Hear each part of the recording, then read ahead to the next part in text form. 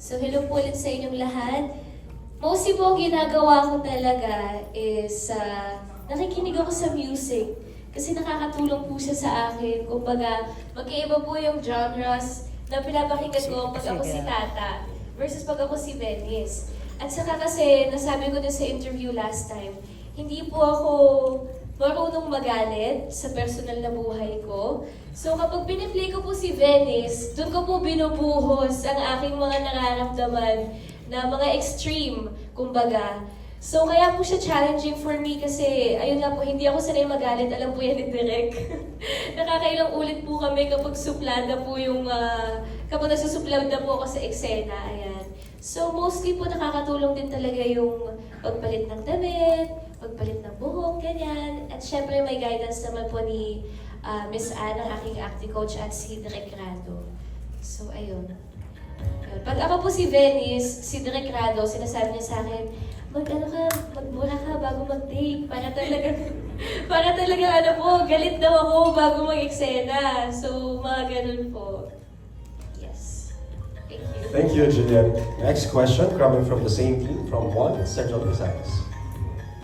Michael from Shining Inheritance ngayon, so may Ilonggo Girl, magpapakilig ka pa rin. Pero sa teaser pa lang, mukhang ibang Michael ang aabangan namin ha. Konting hint naman ang karakter mo dito. Hello po, ako po ulit si Michael Sager. Gusto ko lang po to want to say good afternoon to all of you. Thank you for being here. It's such an honor, and of course, first time namin mapanood ni Jelly yung teaser and actually the cast, and we're just very excited for what's to come. Grabe, I'm in such a happy state right now, and to share my character po, I'll be playing the role of Francis.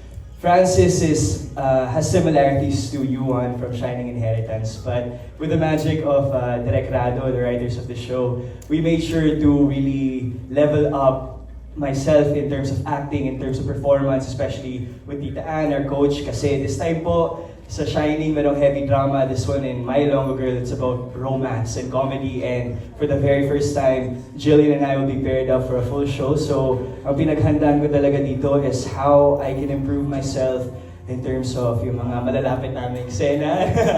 Na awkward ako minsan. So, ayun po, I don't want to say too much. I don't want to spoil it. Pero I really worked hard for this. Lahat po ng mga scenes namin before all the takes, walang maliliit na scenes talagang kinukulit ako ni Direk, Tita Anne, para perfect siya, and I really appreciate it po, Direk Rado. Maraming salamat po kasi tinutulungan niyo ako sa mga scenes to improve, and especially din sa mga scenes where there's Hilagay nun. Yun po ang different from Yuan is that he's Ilonggo. So, yung Tagalog ko, medyo slang pa rin minsan. So, yung Hilagay ko dito, I've been working on it para diretso and malambing. So, ayun po. Abangan niyo na lang po si Francis. Thank you. Thank you, Michael. Another question from Juan, Western Visayas. Maingat lang mga kapuso, ako si John sa GMA Regional TV 1 Western Visayas. And this question is for Jillian. Jillian, sa maikling panahon na bumisita ka dito sa Iloilo City, anong mga natutunan mo, anong mga na-realize mo, at syempre, konting Ilonggo lines naman dyan. Okay, onting Ilonggo lines muna. So, favorite ko is manamit ang batchoy diri. Ganyan. Kasi yun ang laging sinasabi po ni Tata kapag nagbebenta siya ng batchoy. So, ano bang mga natutunan ko sa Iloilo? Tama po ba? Yun ang tanong? Yes. Yes, okay. So, well, una, mas nakita ko po yung culture ng mga Ilonggo. So, talagang malalambing po sila. Actually, ang mother ko po, ang mother side ko ay mga Ilonggo po talaga sila. So, super lambing po pala talaga nila, super welcoming, masasarap sila magluto. At kapag mas na Ilongga, guwapa, ayan. At saka, natutunan ko sa Iloilo, masarap palang may love. Yes! Yun. Yun lang, wala lang sasabihin.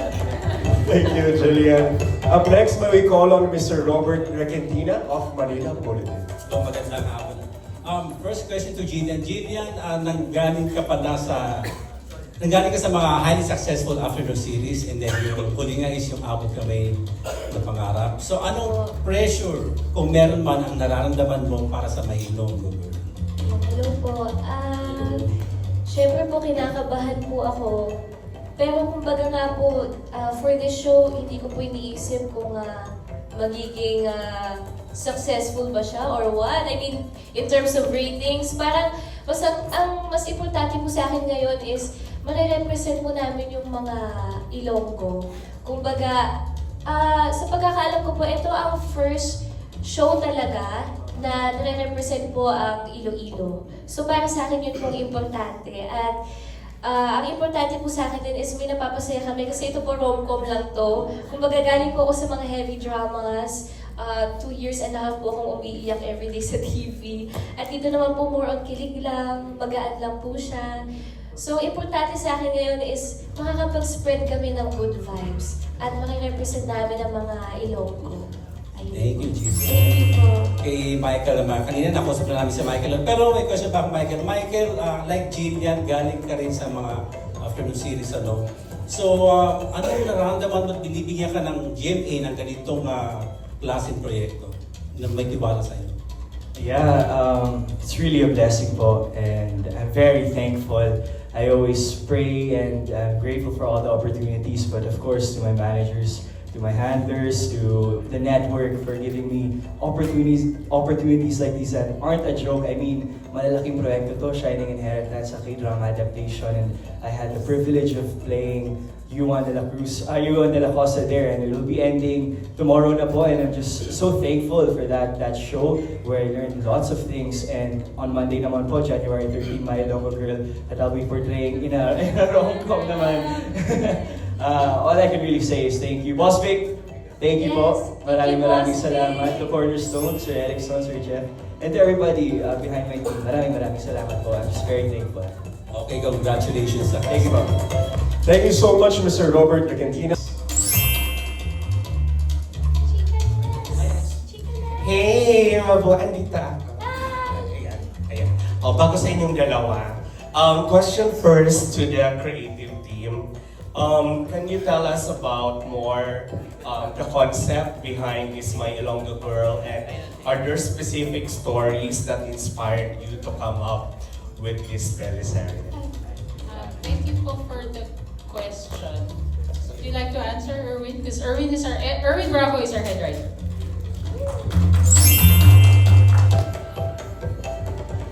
Ay, hello po. Yung My Ilonggo Girl po is matagal na po itong concept. Pero even before po, ang goal po namin dito is ma-showcase po yung Iloilo. So yun po, yung culture and heritage ng Iloilo. And of course, gusto po namin gumawa ng teleserye para sa masa. So definitely yung story po nito is familiar, relatable, and along po dun sa, parang ginawa po namin sa Black Rider before. So super important sa amin to give the people entertainment and information every night po. Yan po. And to follow through lang, but what was in Iloilo? Bakit gusto niyo itong ma-highlight? Kasi po, ako po personally, mahilig ako sa pachoy. So, nung ginagawa po namin to, nag-isip kami na ano kaya yung magandang show na gawin natin, na regional naman. So, yun po. And kaya po, malaking part ng story po is sumikot din sa Machoya ni na tata po. Okay, thank you. Salamat din po. And then, yung last question ko for Jillian and Michael. As first-timer na mag-hair, how was it working with the chemistry? How was your first day together? And then, may difficulties ba in translating the kilig through the television? Sige. It's a good question po. Actually, the show was brought up recently, last year lang po, and everything started very fast. Jillian and I shared a workshop together with Tita Ann, and that's where we really got to work on our relationship work. I mean, at first, rom-com is light lang, but I think that's where the challenge is. Talagang lahat ng genre, lahat ng work in this industry, you really have to be serious and put in work, because chemistry was no joke for me and Jillian. There's times na nahihirapan talaga kami. I mean, it's our first time, and it's Jillian's first time having a partner. It's my first time rin being paired with her. So there's times na parang nailang kami sa isa't isa. But we worked through it po together, and I think that's what's important, because like yung titigan. We recently were able to maintain eye contact for more than 5 seconds without laughing. So, masaya po kami dun and we're proud of each other siguro kasi nga this has been a challenge for us and seeing the sneak peek, na-excite lang kami. Yes, tama. So actually po, nung mga unang araw na naka-work ko si Michael for My Ilonggo Girl, sobrang ano po, as in, basta nagtititigan po kami, tumatawa kami. So si Direk, ayan, medyo ano na po, nalulungkot na si Direk sa amin kasi Papaluin na ni Direk. hindi namin matapos po yung eksena. So talagang inaral po namin recently na sabi namin, kailangan magtitigan tayo na malapit na hindi tayo tumatawa. So ayun po, pinapractice naman po namin talagang, ayan, si Michael, talaga nag-effort din po siya talaga na to make us comfortable. Ako especially, nafe-feel ko na talagang grabe po yung effort ni Michael to make me feel comfortable. Kasi nga po, first time ko din mag-rom-com talaga. I mean, nagkaroon din po ako ng mga parang kilig scenes sa aking ibang shows. Pero ito po yung talagang serious rom-com show ko. So, sobrang naka-help po sa akin na talagang magaan po ka-work si Michael and nag-e-effort po siya na kausapin ako to make me feel comfortable. So, salamat Thank you po. po. Chikalas! Thank you. Thank you, Mr. Albert Abelido. Great tayo ng Batchoy. Next. Yes, hello. My first question is for the three gorgeous moms, Miss Teresa, Miss Andrea, and Miss Arlene. Kasi sa tunay yung role nyo dito pala, napakahirap bilang nanay. So, my question is, paano kayo nakarelate yung tunay yung pagkatao bilang nanay sa character ninyo dito sa show? You, Miss Teresa, first. I play Vivian, and good afternoon, everyone. Ayoko naman sabihin na entremetidang nanay ako in real life. Pero a mother's love, I think, transcends in different ways. Yung sobrang pagmamahal mo kasi sa anak mo, kung minsan nabubulagan ka, hindi mo alam na imbes na nakakabuti ka, nakakasama pala. So ang role ni Vivian, medyo ganon. Sobra-sobra kasi yung pagmamahal niya sa anak niya, medyo napupunta siya dun sa hindi masyadong magandang intensyon. Medyo may pagka-narcissist. Gusto rin niya kasi para sa sarili niya. So may ganung shade si Vivian. Pero ang bottom line, kasi mahal niya yung anak niya. Yun si Vivian. Eh si Teresa po, sino? Secret. No, I guess, like I said, a mother's love is a mother's love. Now, I've transcended into a lola. So I think the mother and the lola steps back a bit now. Because then there's another woman in the scene. There cannot be two queens in a castle. And since nasa yun na, Miss I am the Teresa, queen. nasa yun na yung microphone, follow-up ko lang po. Since makakatrabaho mo yung dalawang characters ni Jillian, si Dennis at si Tata, paano po yung rapport niyo ni Jillian? Jillian and I have worked together before, my special tatay. So seeing each other again, she's really like my daughter, so it's very easy. But, minsan yung pagtataray niya, tita, paano bang magganito? So sasabihin ko, isipin mo lang yung ganyan. Oo nga, no? Sige, ganyan lang, iha. So meron kaming ganon. Our rapport is very good. And for the new ones, like si Michael, I really appreciate he goes out of his way to say hello to kaming mga medyo may edad na. And it makes work easy when you know everyone is willing, the young ones with the older ones, and the older ones with the young ones. And it's a very happy set we have. Thank you. Thank you, Miss Teresa. Miss Arlene, ikaw, bilang nanay sa tunay na buhay at bilang nanay dito sa show, gaano pareho or kakaiba? Maayong hapon. Diba? Ilonggo.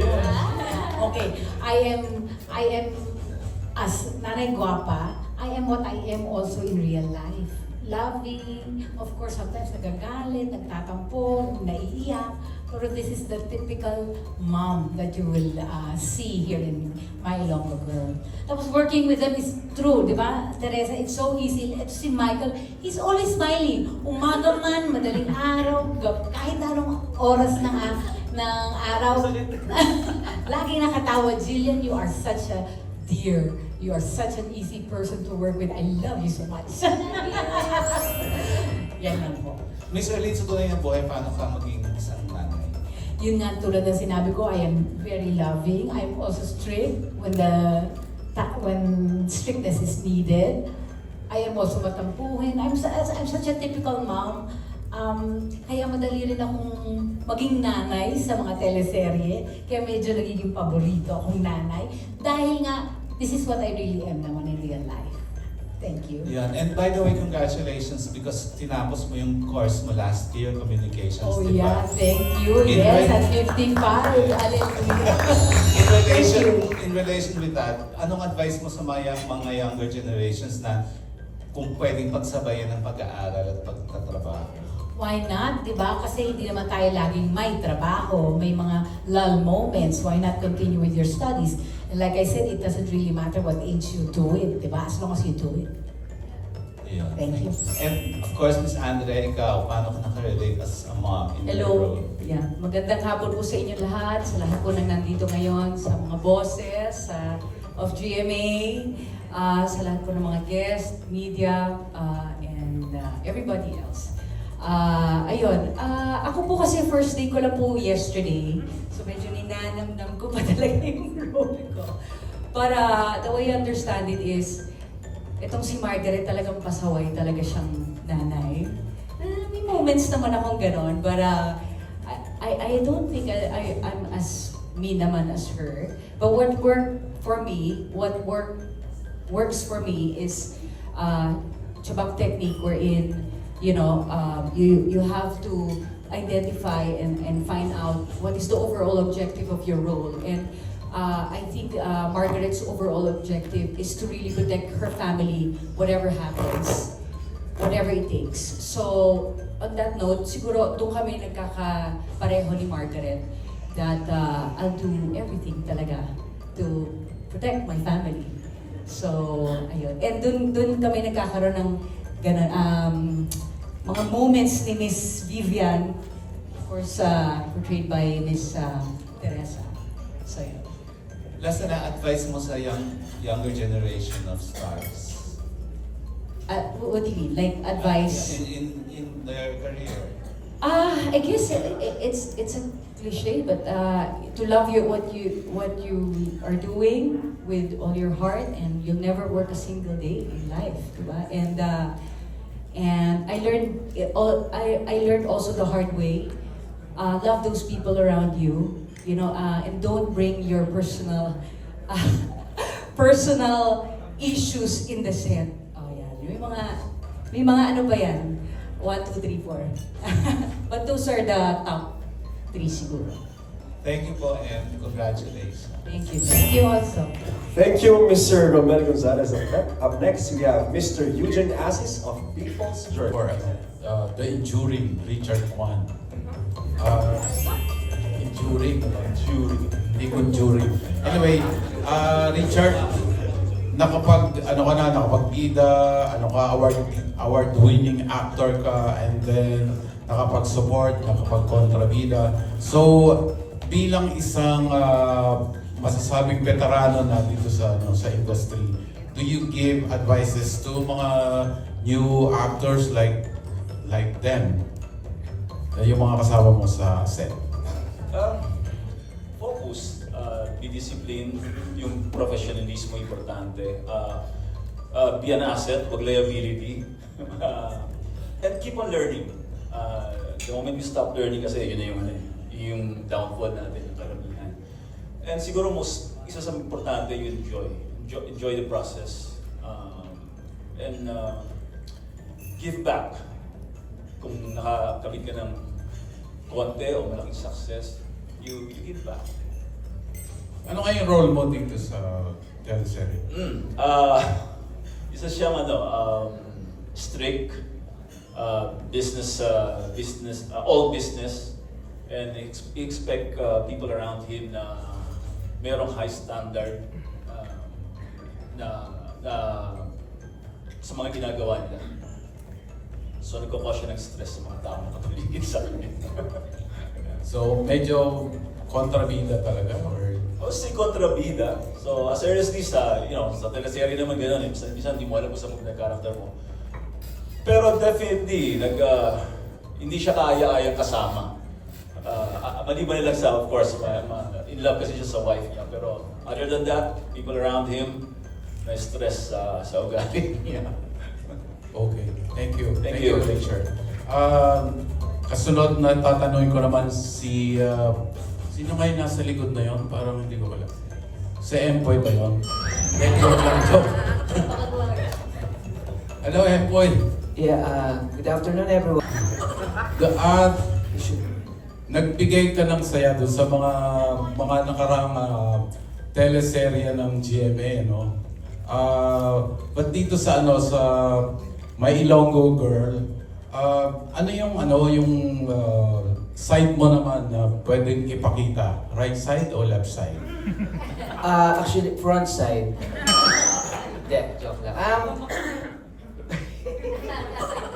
Abangan na lang po nila at sobrang maraming side ang makikita nilang side dito. Side this, side by side effect, lahat ng side na gusto nila makita dito po. Makikita nila lahat. Thank you for being there by my side. Sige, wala nang side comment. Anyway, ano yung role mo dito, Empoy? Ako po ang assistant director. Ilonggo, hindi, joke. Ako po ang kapatid po ni Jillian Ward. Huwag na hard rap. Okay lang ba? Okay. Okay naman na. Ako naman po magtatanong. Okay. Kumusta naman katrabaho? Ano yung spotlight dito medyo? Kumusta naman katrabaho si Jillian bilang kapatid? Ay, sobrang bait po niya. On and off camera, talagang Jillian Ward na kailangan magkaroon ng award. At ayun, sobrang sweet ng bata at naalala ko sa kanya yung mga kapatid ko tsaka yung mga pamangkin ko. Tsaka yung goldfish ko na alam mo yun. Si Twinkle yun. Twinkle. Jill. Hi Jill. Thank you, Empoy. Bagay sila. Okay, maraming salamat, Empoy. Thank you, boss. Pasaya mo ulit kami. Thank you. Thank you, Mr. Eugene Assis. Up next, we have Adi Akar of GMAnetwork.com. Nakapag-acting ka and hosting, anong pakiramdam mo yun na bibigyan ka ng pagkakataon na ma-explore yung iba't ibang talents mo since na-start ka sa Starstruck? I'm always grateful po for being given different types of characters na pwede kong laruin, pwede kong i-explore. Kasi through my characters, iba't ibang buhay yan ng tao. So, marami rin ako natututunan sa bawat role na tinatake ko po or bawat role na ginagampanan ko. And sobrang na-appreciate ko pa rin yung GMA and my management for always trusting me with projects, hindi nawawalan. So I'm very, very blessed and I don't ever want to take this for granted. Thank you. Thank you, Mr. Adi Akar. Up next, we have Miss Rose Garcia of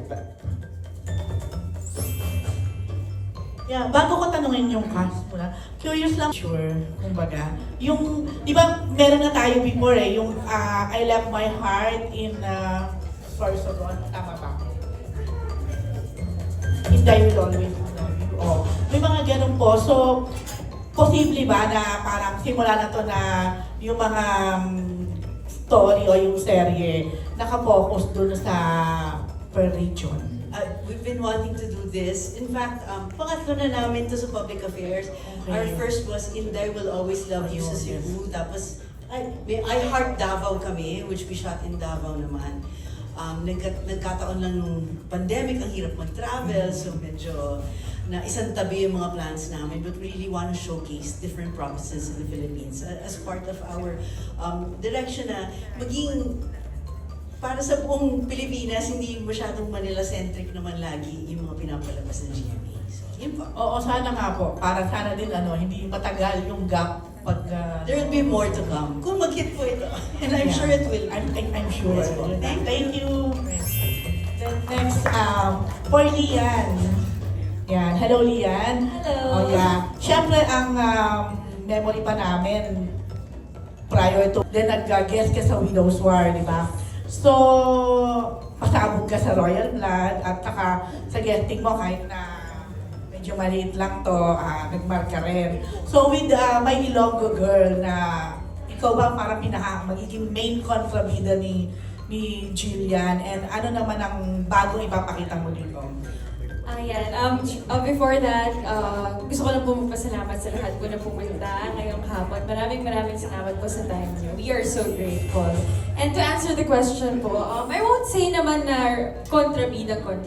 Kasi sa pagkakaintindi ko rin sa story, dalawa si Jillian dito. And doon tayo medyo malilito dahil kontrabida ba talaga si Venice sa kanyang buhay. Pero I can say na hindi naman siya yung typical or very main kontrabida, pero isa ako sa magpapahirap din talaga sa buhay niyo. O kung sabihin natin, dagdag stress pa, dagdag problema pa sa life niya. I've been doing, these kinds of roles for the past few years na rin. Yun nga po sa Royal Blood, meron din konti, and sa Apoy sa Langit din. Usually, actually, very grateful po ako sa GMA for giving me, these kinds of opportunities. And siguro ako ipapakita ng character ko dito, syempre. Ang character ko po pala ay si Ivana. Ivana po ang pangalan ko. So, masasabi ko na hindi naman po yung typical kontrabida, pero masasabi ko na may konting inis, may konting galit na kayong mararamdaman dito. Lagi nga din po tinatanong sa akin kung ano yung different naman na may ipapakita kong kontrabida dito. Actually, inaano ko pa po, ina-explore ko pa yung character ko, and syempre kasabay ko dito mga medyo bagets. Nasanay ako kasama ko medyo mature na mga cast, and kasama ko dito dyan si Jillian, si Michael, and it's a new setting, it's a new experience to explore. And yun po, abangan po ninyo. Siguro po masistress din kayo at magagalit din kayo sa akin, pero baka mahalin nyo rin at the end. Ayan. Thank you. Okay, thank you, Lian. Ayan, kay Jill. Ayan, hello, Jillian. Kasi kayo ni Michael, as far as I know, nagsama kayo for a while sa, saan nga to? Yung Abot Kamay, yeah. So parang tapos ito pinag-pair ulit kayo ng GMA. So, siguro nakita nila yung yung chemistry nyo na meron, ganyan. So, open ka na ba doon, and welcome na sa'yo yung if ever i-pair talaga kayo, i-push kayo as love team. Ako po kasi, tingin ko po sa 15 years ko na rin sa industry, I think it's time na rin po na magkakaroon ako ng leading man din talaga. Ma-explore ko po yung, kumbaga, pagiging leading lady na, grabe ako, nagulat ako, may asawa po ko dito sa show na to. So sabi ko, grabe, ibang-iba po siya for me. And I think po na, para sa akin kasi excited po ako na mag-grow pa.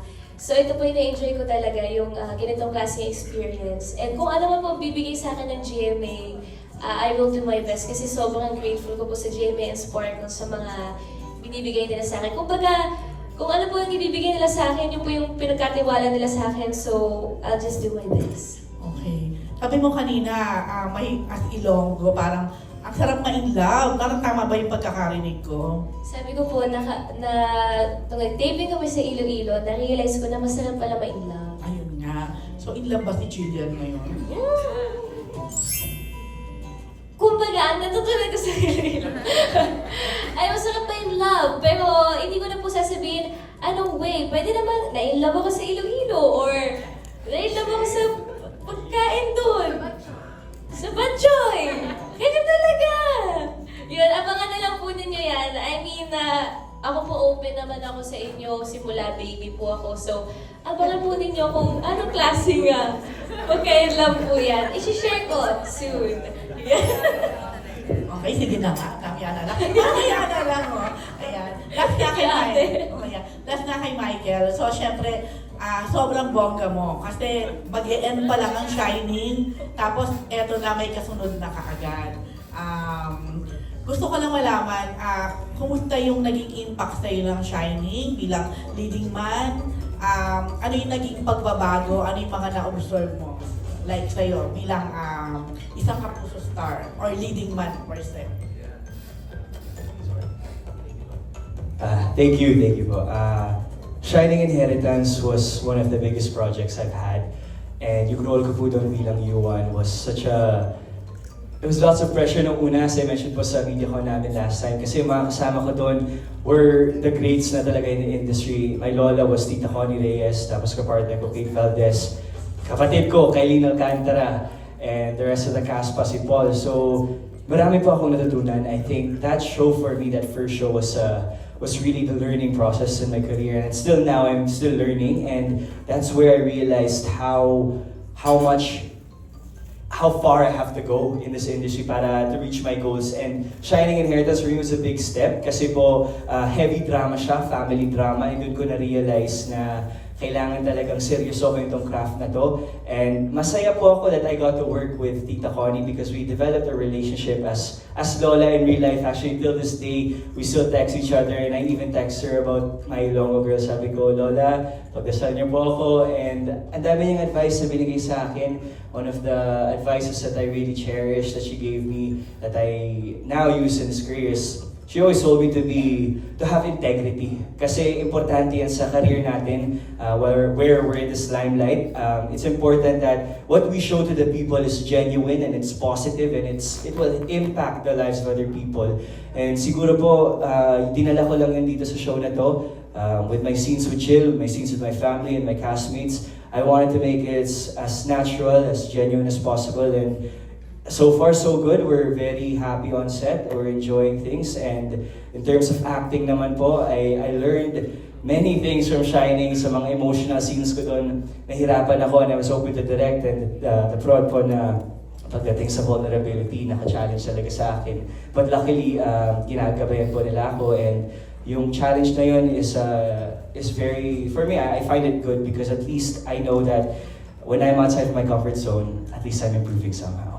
Okay, yung in terms of popularity, naramdaman mo ba na mas lumawak siya after that and now that you're in My Ilonggo Girl? And yung status as one of, napipil mo na ba yun yung being one of the Kapuso leading men? Oh, goosebumps po whenever they say leading man because it's always been a dream of mine. I mean, the young boy from Canada who dreamed 3 years ago now is in a position where I'm building my way to become a leading man. I'm thankful po, always grateful naman. And itong in terms of popularity po, I'm very grateful kasi mga lola, mga nanay na nanonood po ng Shining Inheritance, nakikilala ko as Yuan, doon po ako natutuwa because at least nag-enjoy sila kahit magigil man sila yung mga relatives ko po natutuwa, and doon po ako masaya kasi at least yung character ko had an impact on them. They saw yung relationship namin with Tita Connie and my relationship with Kate. I'm just grateful po and I know I have a long way to go, but I feel honored and thankful na somehow nare-recognize naman po. So ready ka na ang makilala naman nila and hopefully yung team up nyo ngayon ni Jillian. Well, with Jillian po and being her leading man in the show, I promise to my managers to this network that I give it my all. I really work hard because Jillian Ward is Jillian Ward. And again, talagang I really look up to her. I idolize her. I tell her that she inspires me in my craft. Iba yung maka-eksena ka and iba yung titigan mo. So, I want to improve para hopefully this partnership will last and it will be a good future.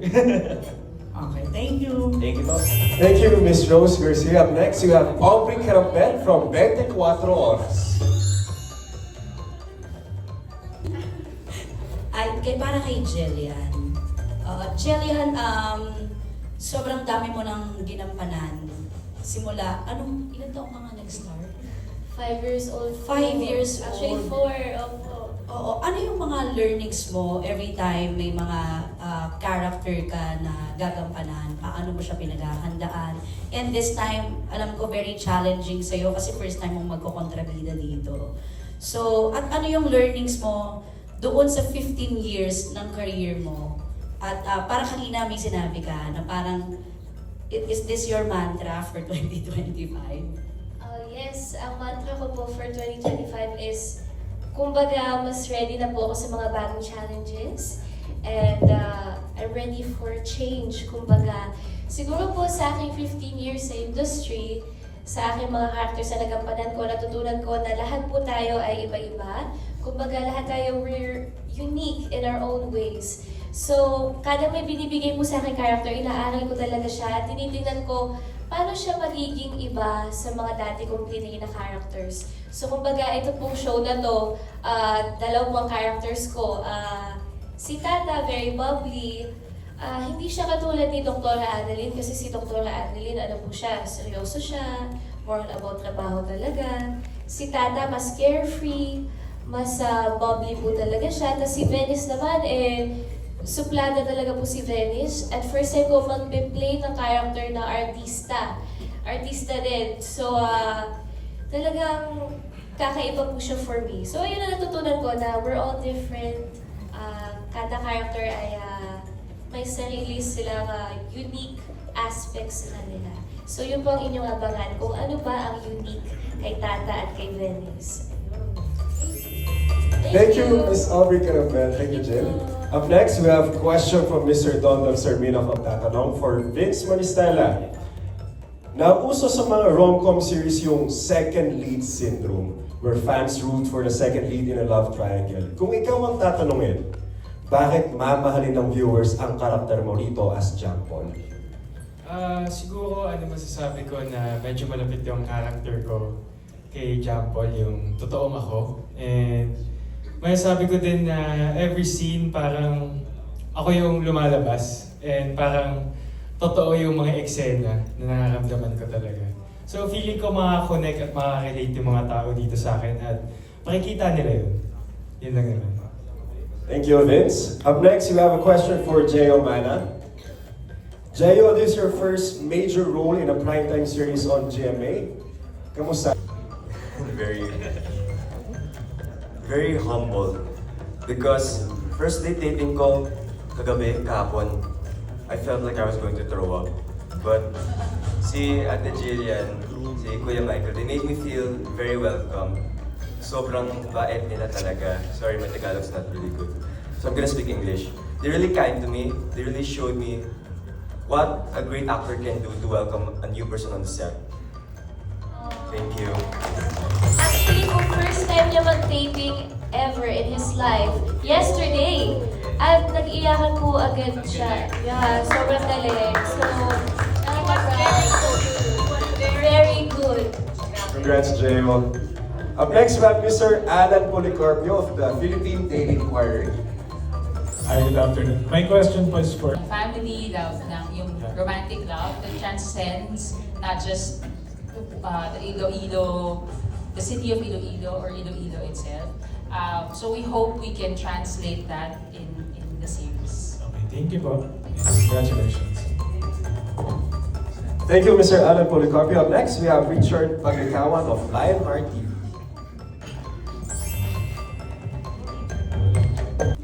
May mga, syempre sa social media may mga bali-balita na off-cam daw. Sweet kayo off-cam. So, kwento nyo naman, paano nyo na-break yung ice sa isa't isa and kumusta yung friendship nyo, partnership nyo?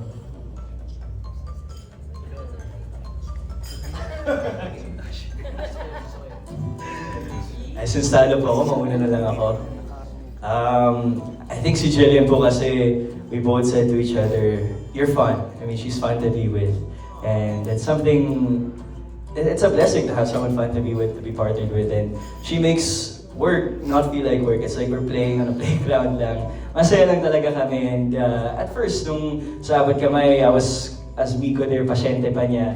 Although parang makulit ako doon, hindi ko alam na in real life, makulit din si Jillian. And ako po kasi, pag nasa set, gusto ko good vibes lang. And grabe si Jillian, dami ding energy nito, kahit mga madaling araw na energetic siya. So, off-cam daw, sweet tayo. Well, we're just getting to know each other, and I think that's what's important, especially with the characters that we're doing. We're just genuine to one another, and I think that's what's important. And yeah, masaya akong kasama ka. Ayan, ako naman po, paano na-break yung ice? So actually po, ano kasi ako, pag unang kilala ko sa tao, well, nakikipag-usap ako, pero mayroon din po akong parang tahimik side, na nahihiya ako ganyan. So, like sabi ko nga po sa mga interviews, he really makes it a point na talagang gusto niya po komportable ako Tapos sabi niya na sa 24 oras, ayan, makipag-communicate pa daw po ako. So yun ang natutunan ko sa kanya. Hindi kasi, kumbaga, dahil din po kay Michael, parang natutunan ko na medyo mas mawala pa yung pagiging mahiyain ko.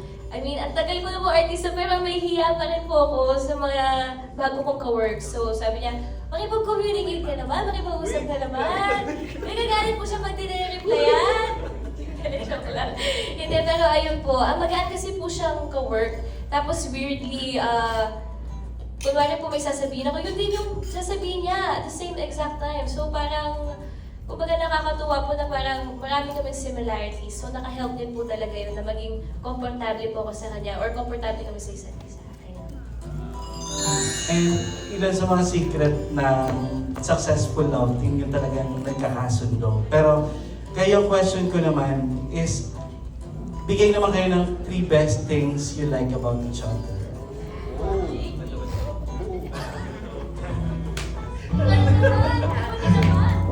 Three best things. Ako, there's too many eh. Oh. Siguro let's start off with her heart. Jill is very kind-hearted. Actually, that's something you notice about her at first. Kasi po, if I may share lang, the first time I met Jill was actually on a TV guesting. Kasi same handler kami at the Kid. And I was on Mars for More. And to be someone with that level of an artist na talagang I was grateful because she gave me advice of what to do in the future when I'm on set, when I'm working with others. And yung advice na yun was true and talagang authentic, and I appreciated it. Even her mom, si Tita, I was happy for that. And then nagkita pa kami sa daigay ng lola ko, nakapre ako doon. And masaya ako. Number 2 na to because she's very helpful. When we do scenes, kahit sino man kapartner niya, I think we can all say na talaga siya, magaan ka trabaho because she will support you. That's important po kasi minsan mahirapan ka. No? She's always there by my side and I really appreciate that, Jill. And number 3, the best thing I like about you, siguro is how gay you are. Minsan kasi there's people na hindi mag-connect, maganon, but we always have mini games or pag nasa set kami, we like to play this game. Nung nag-showtime kami, sabi namin 3, 2, 1 to decide, and we continue doing it, and wala, it's just fun lang. And she's just always game. We play chess, yung naging bonding namin, and I think that was a good way to know each other. And yeah, many things I can say about you, but those will be my top 3. Maraming salamat.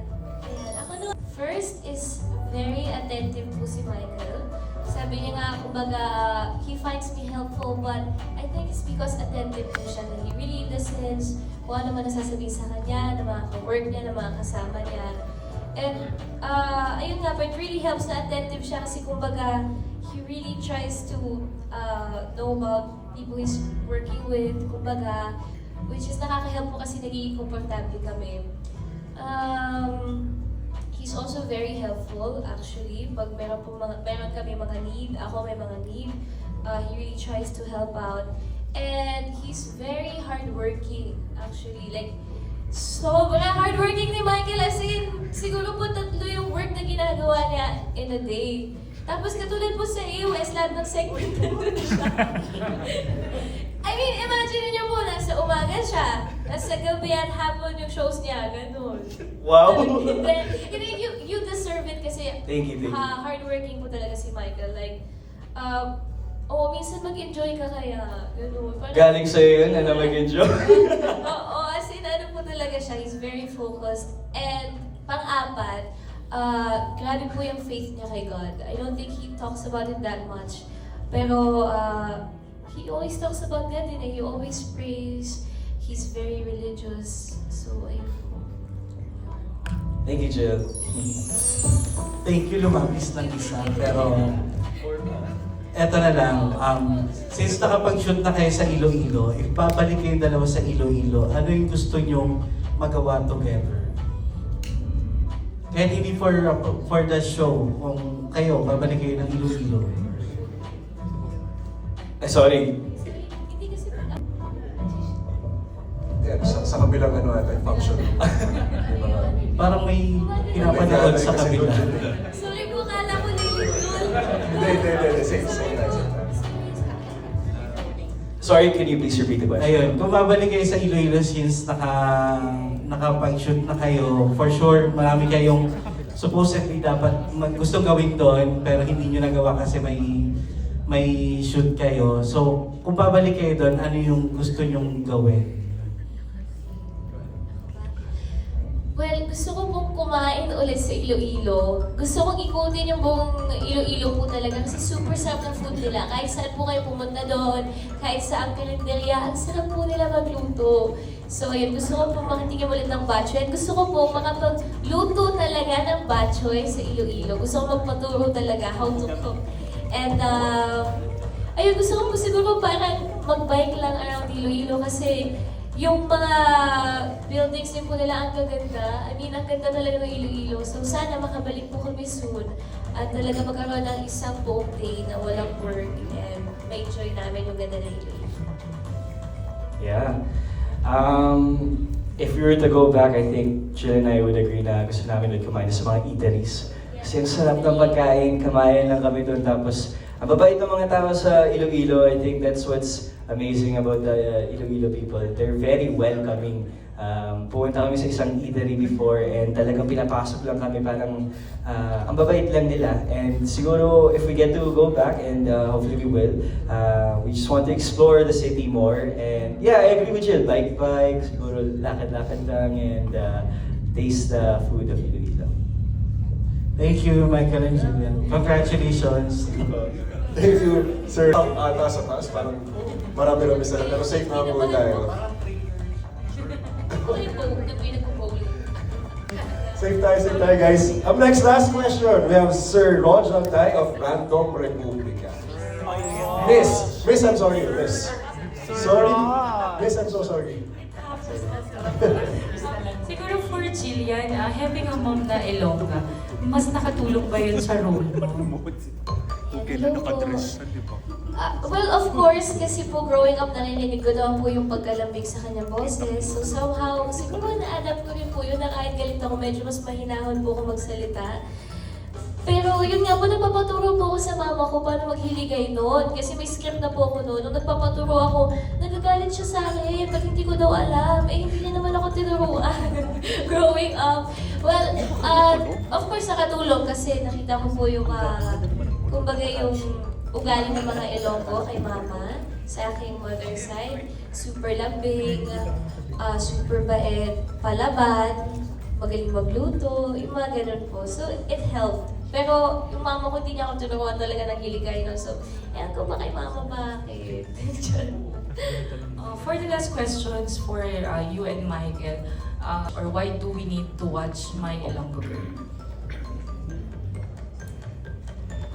Just like what was mentioned earlier po, this show isn't just about the romance, about the comedy, the drama. It's about the pride of Iloilo. And it's actually great that we're highlighting our beautiful country. I mean, the Philippines has many islands and many different cultures. And I personally fell in love with Iloilo because of their love for one another, their food, how proud they are. Kahit simple lang sila, simple yung mga ingredients, simple lang gawain nila. Yung type of love na ganun, it's very, nakakahawa siya eh. I mean, it's something na parang may na-realize din ako, let's not take things for granted, enjoy life, and that's what Iloilo is all about. So in this show, I think it's one of the first that we get to highlight ang talagang pride and the culture, the festivals, the music, the people talaga. And we're proud that we get to, an honor to be doing the show for the Ilonggo people. And we even get to speak their language na napaka-unique. And ako talagang aliw na aliw. And si Jill din, ang galing niya maghilagay noon. So yeah, it's a good show po. And please abangan niyo po itong My Ilonggo Girl. Yes, actually, kasi hindi kasi ito po talaga, ang goal talaga namin dito is to showcase gano'ng kaganda ang Pilipinas, ang Iloilo. So, yun po abangan po nila kung paano ba ang culture ng mga Ilonggo. And syempre, dahil rom-com po ito, magaan lang siya. So, ang goal din talaga namin is magpasaya ng mga tao. Lalo na po ngayon, ang daming mga nangyayari na negative. So, kahit pa paano maging hingahan po nila to everyday. Pag pinapanood nila to, ang goal po namin is makapag-relax lang sila, na matutulog sila na may ngiti sa mga mukha nila. Salamat po. Thank you. Thank you, Miss Rog. Thank you. Guys, there you have it, everyone. And last message mo sa lahat ng nandito ngayong araw. Invite na, and then message.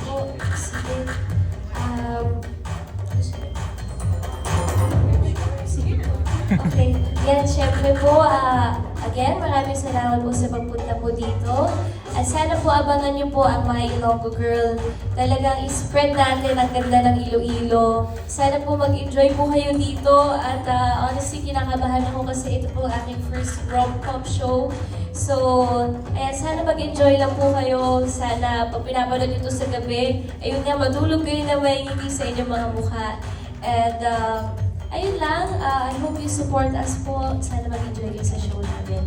9:35 p.m. po yan, starting January 13. Salamat po. Directed by Direk Rado Peru. At syempre, this is by GMA Public Affairs. Maraming salamat po sa GMA Public Affairs, sa GMA and Sparkle for trusting us para po sa show namin. Love you guys! Thank you so much, TV. Enjoy Civics Access to all our favorite Kapuso shows anytime, anywhere. Subscribe to the GMA Pinoy Pack on YouTube TV by visiting its official website, youtube.com. Maraming salamat po sa lahat ng ating media friends who join us this afternoon once again, guys. I'm Angelo Berquera. Guys, magkulang din unang hirit po, 5:30. Every day po yan, Friday, 2 8 p.m. Enjoy those na mga Kapuso. Ingat po kayo lahat. Thank you guys. Congratulations. My love you, girl.